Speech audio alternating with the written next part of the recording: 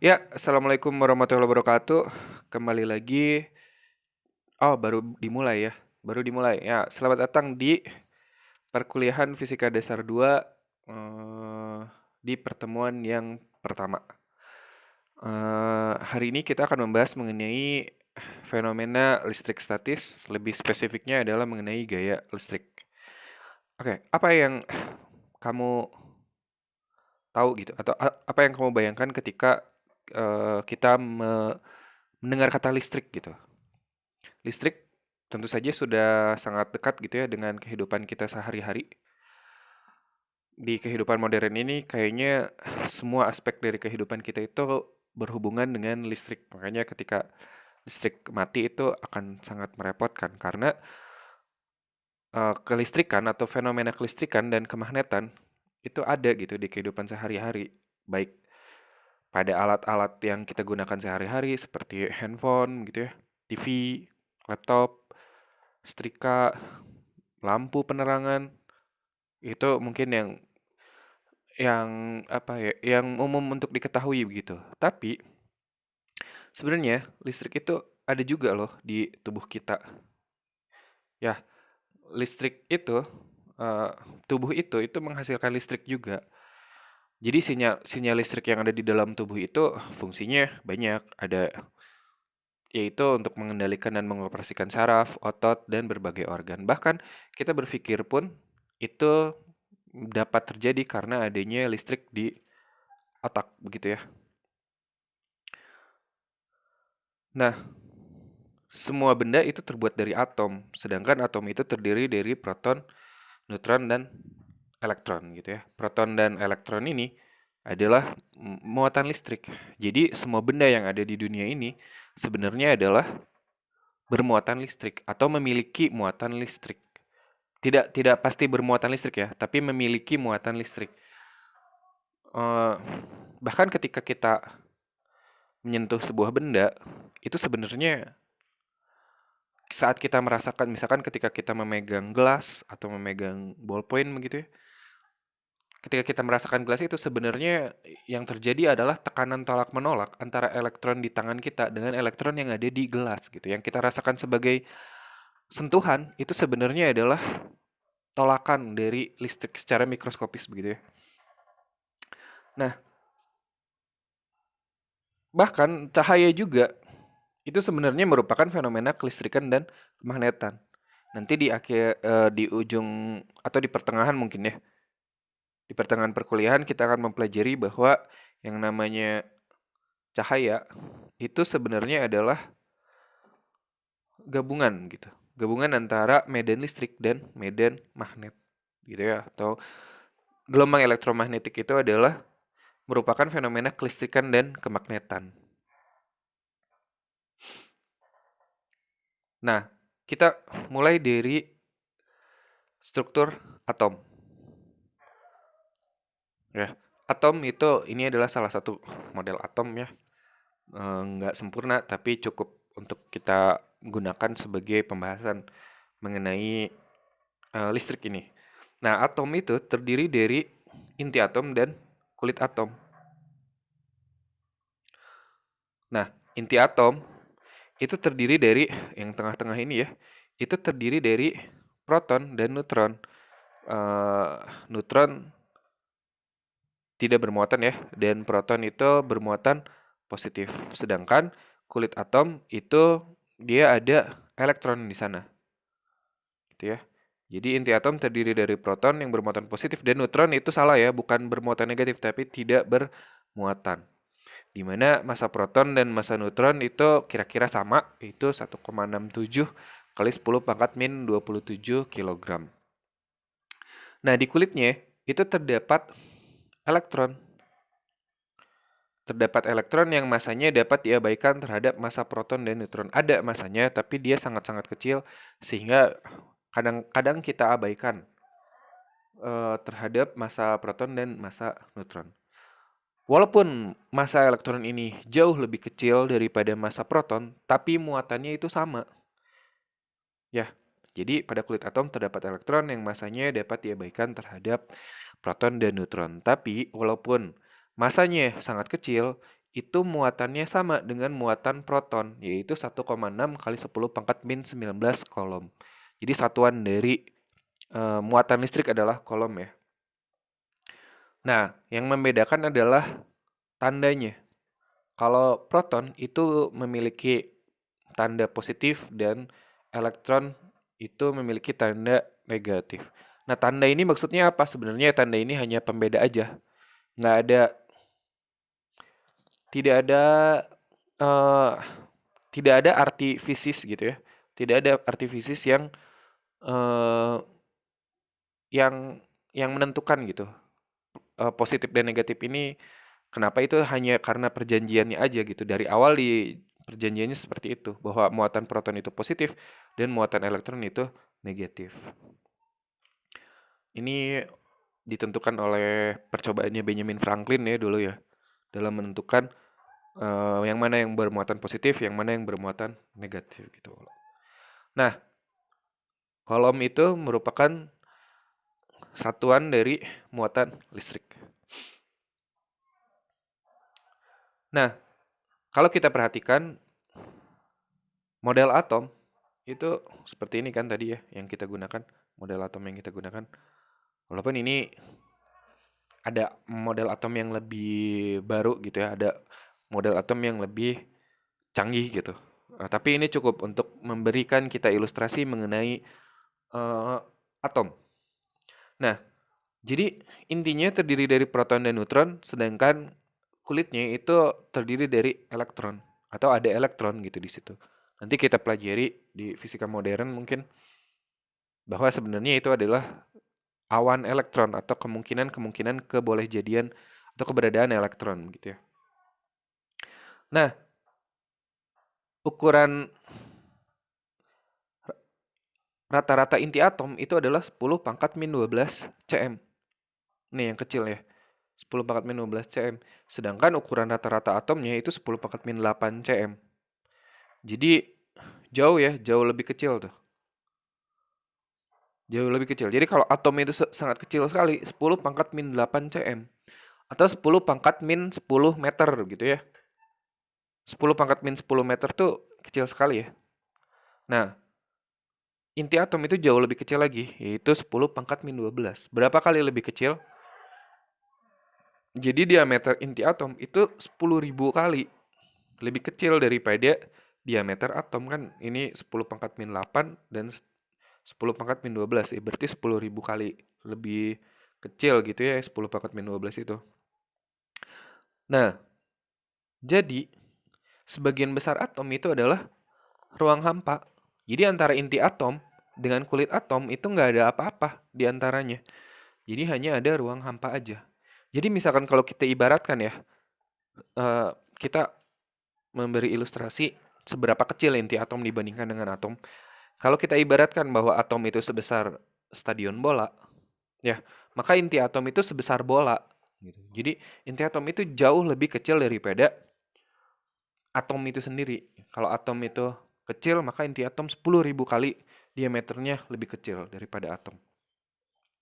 Nah, semua benda termasuk diri kamu itu adalah terbuat dari atom. Sedangkan atom 99,9999%-nya itu adalah ruang hampa.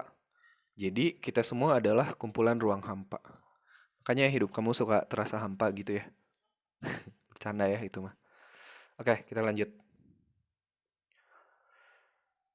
Nah, pada atom netral itu jumlah proton dan jumlah elektronnya itu sama. Jadi semua benda yang ada di dunia ini memiliki muatan listrik, yaitu memiliki proton dan memiliki elektron. Kan tadi ya, di dalam inti ada proton dan neutron, di kulit atom itu ada elektron. Jadi semua benda yang ada di dunia ini memiliki muatan listrik sebetulnya. Tapi kebanyakan atom yang ada di dunia ini adalah netral. Itu bukan kebanyakan ya, sebagian besar. Sebagian besar adalah netral. Jadi jumlah protonnya sama dengan jumlah elektronnya gitu. Jadi efeknya tidak terasa gitu. Ada muatan listrik atau kita katakan ketika jumlah proton dan jumlah elektronnya sama, kita katakan tidak bermuatan. Tidak bermuatan itu bukan berarti tidak ada muatan listrik, ada muatan listriknya tapi sama gitu antara proton dengan elektron. Maaf ya, batuk dulu. Nah, pada ion yang positif, itu jumlah protonnya lebih banyak daripada jumlah elektron. Sedangkan pada ion yang negatif, jumlah protonnya itu lebih kecil daripada atau lebih sedikit daripada jumlah elektron. Mari kita lihat. Yang A ini disebut dengan atom netral. Karena jumlah protonnya 2, jumlah elektronnya 2. Yang B itu adalah atom netral juga. Karena jumlah protonnya 3, jumlah elektronnya 3. Yang C ini adalah ion negatif ya. Karena jumlah elektronnya 3, jumlah protonnya 2. Yang D itu adalah ion positif. Karena jumlah protonnya 2, jumlah elektronnya 1. Gitu ya. Jadi mudah untuk dipahami. Nah, interaksi antar muatan itu pada awalnya ditemukan oleh, sebenarnya bukan ditemukan oleh Benjamin Franklin ya. Sebenarnya orang sebelum Benjamin Franklin pun udah mengetahui adanya fenomena interaksi listrik ini, listrik statis ini. Cuman si Benjamin Franklin inilah yang pertama kali membuktikan adanya dua jenis muatan gitu. Ada muatan positif dan muatan negatif.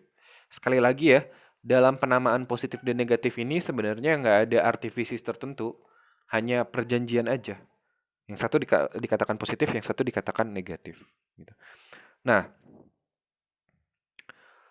muatan yang sejenis akan tolak-menolak, sedangkan muatan yang berlawanan jenis atau berlawanan tanda begitu ya akan tarik-menarik.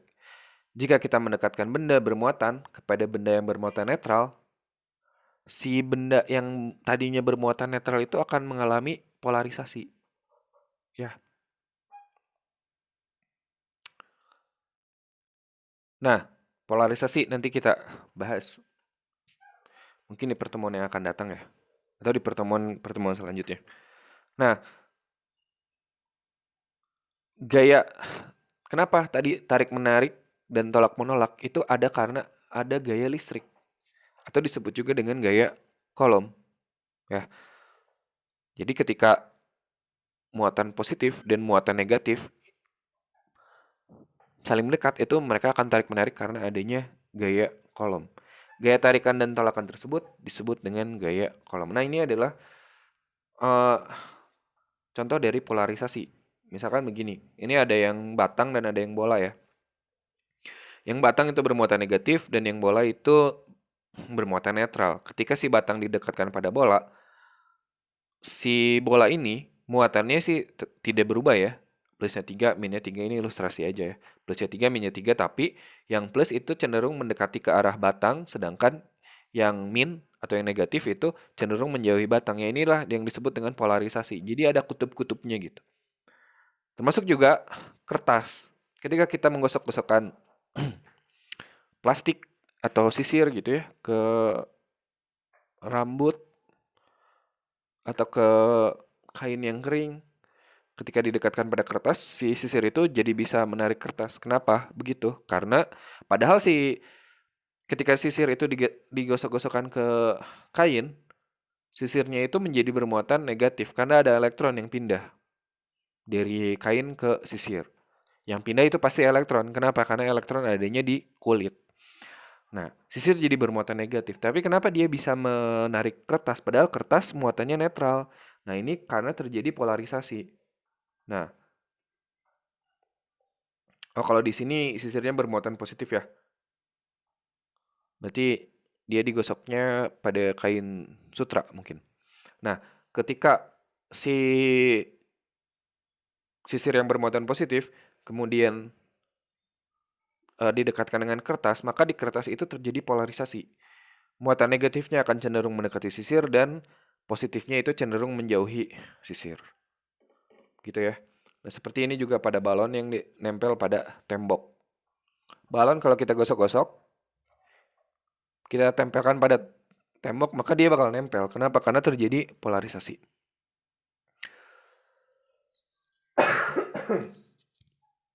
Ya, maaf ya, batuk-batuk nih. Nah, gaya tarikan atau tolakan tersebut disebut dengan gaya kolom. Nah, mari kita bahas lebih lanjut mengenai gaya kolom. Jadi, jika terdapat dua muatan, yaitu Q1 dan Q2, yang berada pada posisi R1 dan R2, maka akan terjadi gaya antara dua muatan tersebut. Pada muatan 1 akan ada gaya F12, gaya pada muatan 1 diberi oleh muatan 2. Dan pada muatan 2 itu ada gaya F21, gaya pada muatan 2 oleh muatan 1. Nah, ini gayanya kalau misalkan mereka muatannya sama adalah tolak-menolak begitu ya. Nah, berapa gayanya atau bagaimanakah arah vektor gayanya? Nah, jadi gini, ketika ada dua muatan Q1 dan Q2 yang berada pada posisi R1 dan R2, Q1 ada di posisi R1, Q2 ada di posisi R2, maka selisih vektor posisinya adalah R12. R12 itu yang diwakili oleh tanda panah ini ya, R12. Nah,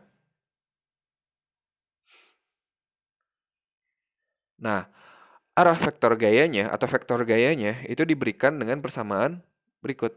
F12 itu sama dengan 1/4 pi n0 epsilon 0 ya, Q1 Q2 per R12 kuadrat kali dengan vektor posisinya yang pakai tanda topi ini nih. R12 ini disebut dengan vektor posisi, di mana pengertian dari vektor posisi adalah R12 vektor selisih vektor posisi R12 tadi dibagi dengan nilai mutlaknya ya. Itu adalah vektor posisi. Di mana epsilon 0 itu adalah permitivitas ruang hampa yang besarnya sekitaran 8,85 kali 10 pangkat min 12. Jadi kalau dibagi itu, kalau kamu hitung pakai kalkulator, 1/4 pi biasa ya, 3,14 itu. Dibagi juga dengan epsilon 0 itu sekitar dapat angka 8,98 kali 10 pangkat 9. Ya. Jadi ini yang disebut dengan gaya kolom. Mari kita langsung bahas ke contoh soal ya. Misal, ada muatan Q1 sebesar 2 mc, m itu artinya mili atau 10 pangkat min 3 ya. 2 kali 10 pangkat min 3 kolom berada pada koordinat 5,2. Artinya X-nya 5, Y-nya 2. Dan muatan Q2 4 mikrokolom, bukan mikro, tapi mili. 4 mili kolom berada pada koordinat 2,6. Berapakah gaya muatan Q1 pada muatan Q2? Jadi yang ditanya pada muatan Q2 ya. Jadi muatannya ada dua tuh. Yang satu adalah Q1 yang besarnya 2 mili kolom. Itu ada di posisi ini nih. 5,2. Sedangkan ada Q2 yang posisinya adalah 2,6. Di situ ya. Nah, berapa gaya Q1 pada Q2? Berarti yang ditanya adalah gaya pada Q2 ya. Oke. Nah, karena tadi muatannya sama-sama positif ya, yang satu 2 mili, yang satu adalah 4 mili. Ya, maka karena dua-duanya positif, maka akan terjadi gaya yang tolak-menolak. Jadi kalau misalkan ditanya adalah gaya di 2, atau F21, itu arahnya adalah menjauhi dari Q1, karena ditolak oleh Q1. Nanti kalau kita gambar di Q1 pun, dia ditolak oleh Q2, jadi arahnya miring ke bawah kanan gitu ya. Nah, jadi arahnya ke situ, F21. Nanti kita buktikan, apakah betul arahnya ke situ. Kalau gayanya arahnya ke situ tuh, lihat nih. Kalau arah gayanya ke situ, maka udah jelas X-nya itu X negatif ya. Dan Y-nya itu Y positif karena ke atas, X-nya X negatif karena ke kiri gitu ya.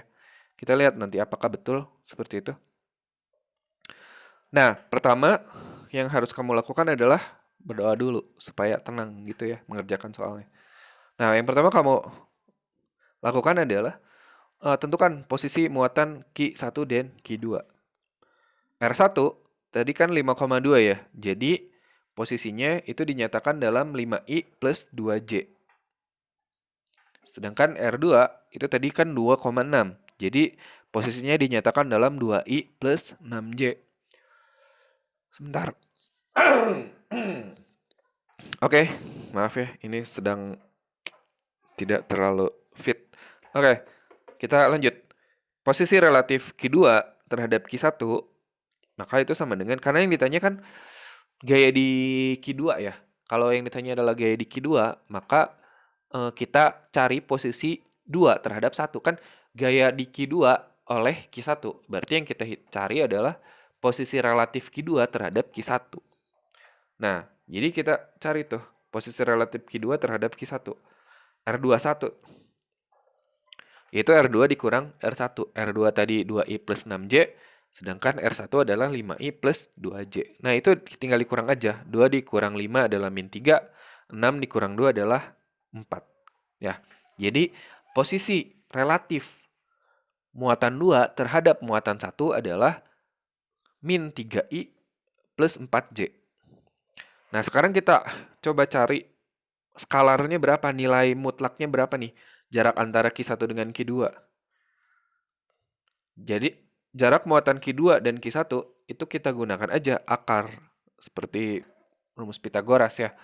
Akar 3 kuadrat ditambah 4 kuadrat, yaitu akar 25, sama dengan 5. Jadi jarak itu yang ini ya, tuh yang merah tuh. Nah, jadi itu adalah sama dengan 5 meter. Jarak antara Q1 dengan Q2 itu sebenarnya adalah 5 meter. Posisi relatifnya min 3i plus 4j. Jaraknya 5 meter antara Q1 dengan Q2. Nah, berarti dari situ kita bisa menghitung vektor posisinya. R21 sama dengan posisi relatifnya dibagi dengan nilai mutlaknya ya. Posisi relatifnya tadi min 3i plus 4j, nilai mutlaknya adalah 5. Jadi bisa kita tulis min 3 per 5i plus 4 per 5j.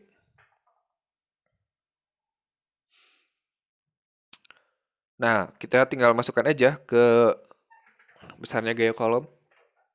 F21 sama dengan 1 per 4 pi epsilon 0 Q2 Q1 per R21 kuadrat kali dengan vektor posisi R21.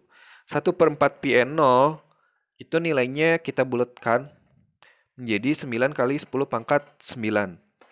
Q2 itu tadi 4 ya harusnya ya. Ini bukan 2 ya, tapi itu harusnya adalah 4. Salah tuh. Nggak apa-apa. Dibenerin aja nanti. 4 mili itu artinya sama dengan 10 pangkat min 3. Jadi 4 kali 10 pangkat min 3 kali 2 kali 10 pangkat min 3 per 5 kuadrat. Kali dengan vektor posisinya. Min 3 per 5i plus 4 per 5j. Nah, yang di luar kurung, yang selain vektor posisi, ini semua dihitung. Dapat angka 2880. Ini sebenarnya penghitungannya udah benar ya, 4 kali 2 tadi, bukan 2 kali 2. Ini pas salah pengetikan aja. Nah, 2880 min kali dengan vektor posisi min 3 per 5i plus 4 per 5j. Sebenarnya dari sini jawabannya sudah ada gitu ya. Berapa besar gayanya? 2880 Newton. Ini harusnya ada satuan tuh di situ. 2880 Newton. Arahnya kemana? Arahnya adalah min 3 per 5i plus 4 per 5j. Bisa dipahami ya? Jadi kan gaya itu adalah besaran vektor. Harusnya ada nilai dan ada arah. Jadi nilainya itu adalah 2880 Newton, arahnya min 3 per 5i plus 4 per 5j. Atau kalau misalkan kita ingin tahu berapa gaya di setiap sumbunya, begitu ya, jadinya tinggal dikali aja tuh 2880 kali 3 per 5 dan kali 4 per 5. Jadinya kita dapat min 1728i plus 2304j. Perhatikan nih, min I plus J. Artinya ke arah sumbu X-nya min, artinya ke kiri. Ke arah sumbu Y-nya adalah plus, artinya ke atas. Kita lihat, betul nggak gayanya ke sana? Betul ya? Jadi gayanya ke kiri, atas. Jadi ke kiri berarti tandanya min, ke atas tandanya plus. Begitu adalah contoh untuk menghitung gaya kolom. Ya, silakan tugasnya dikerjakan.